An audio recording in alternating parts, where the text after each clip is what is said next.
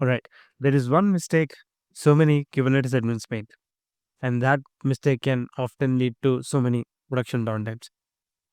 I've been to a similar instance twice in my life in two different companies, and today I'll share my experience, and so that when like if you go through a similar experience, you know how to troubleshoot those scenarios.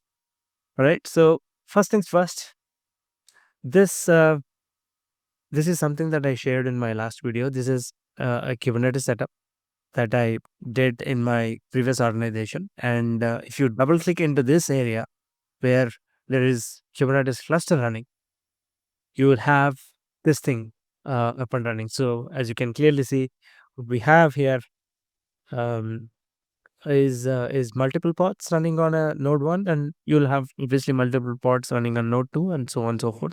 For simplicity, I just made it with just two nodes. And these pods are usually communicated to the infra part of it. The infra can be so many things, right? Infra can be, in many cases, it can be database, it can be a RabbitMQ, or it can be Redis, it can be Kafka, or it can be LDAP. So, what happened in our scenario is that at 2 a.m. in the morning, I got a call from my friend saying production is down.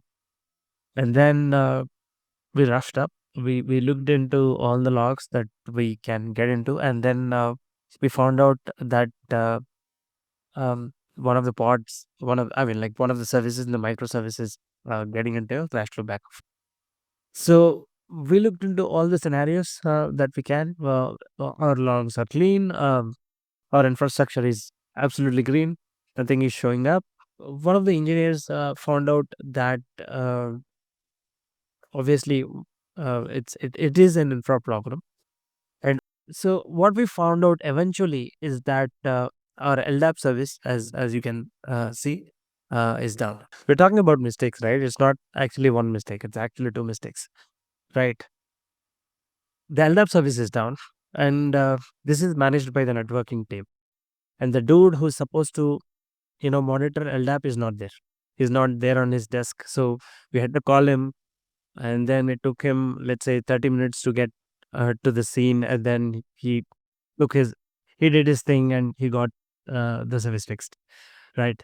So if you are relying on some third party people, and do not let them monitor their thing. I mean, like, they can monitor their thing, but you also have to have your own monitoring system, so that just in case if they are not available, something is wrong, right?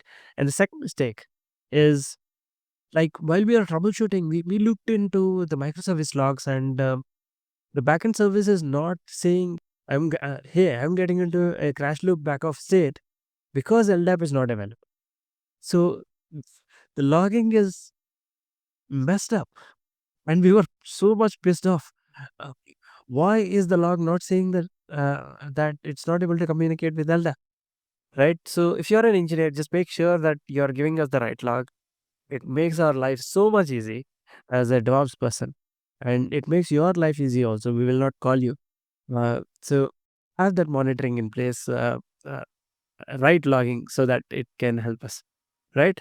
Hope this is useful. If it is, drop me a like, subscribe. It really helps.